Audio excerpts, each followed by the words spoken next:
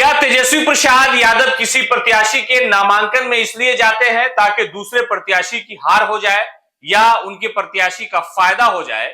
सवाल इसलिए उठ रहे हैं क्योंकि पहली बार राजधानी पटना से सियासी दौरे पर निकलने वाले तेजस्वी प्रसाद यादव पूर्णिया की सियासी लड़ाई के बारे में आपको पता है कि राजेश रंजन और पप्पू यादव प्रणाम पूर्णिया, सलाम पूर्णिया, जोहार पूर्णिया का नारा देते हुए पूर्णिया से चुनाव लड़ने की इच्छा पिछले कई सालों से जता रहे हैं।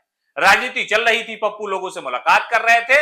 इसी दौरान राज्यसभा में लालू प्रसाद यादव से मुलाकात होती है और उसके सुबह होकर के कांग्रेस में जन अधिकार पार्टी यानी पप्पू यादव की राजनीतिक पार्टी का विलय हो जाता है। उसके बाद खेल शुरू होता है और बीमा भारती को राज्यसभा में लालू प्रसाद यादव उतारने का फैसला लेते हैं।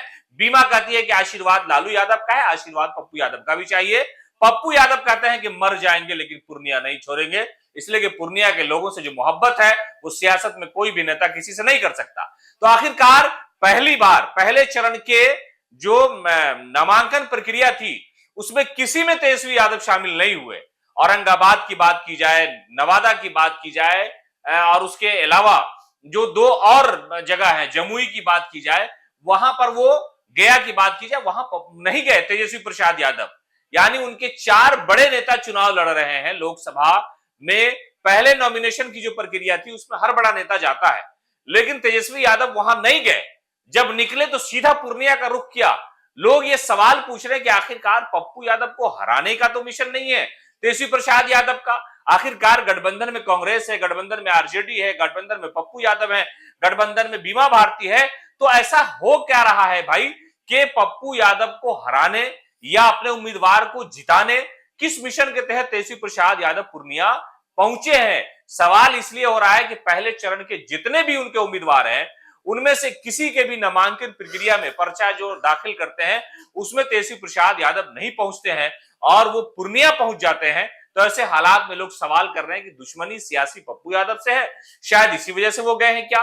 क्या चुनावी रणनीति के तहत बिहार विधानसभा का जो चुनाव होगा वो ज्यादा इंपॉर्टेंट है? वो सारी चीजें ध्यान में रख करके तेजस्वी यादव इस चुनाव को लड़ने की कोशिश कर रहे हैं। ये कई तरह के सवाल हैं जो लोगों के जहन में है। सोशल मीडिया पे लगातार ये आ रहा है कि देखिए तेजस्वी प्रसाद यादव पप्पू यादव को हराने के लिए पूर्णिया पहुंच गए, जबकि तेजस्वी यादव का यह दावा है कि बीमा भारती जो है वो चुनाव बहुत अच्छे से लड़ रही है और वो चुनाव जीत जाएंगी। ये सारी चीजें जो है पहले से तय थी या ये कि अचानक से प्लान बना? जनता दल यूनाइटेड के उम्मीदवार को जिताने की कोशिश तो नहीं है?